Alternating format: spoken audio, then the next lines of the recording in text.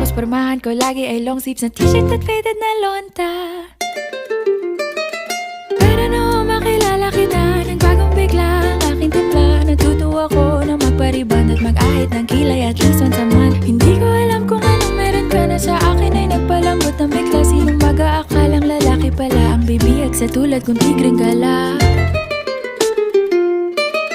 Kahit ako'y titibo-tibo, puso ko ay titibok-tibok pa rin sa'yo.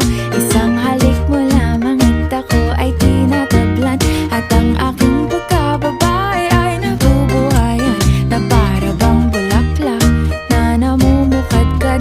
Dahil alaka mo sa dilig at katamtamang sikat ng araw.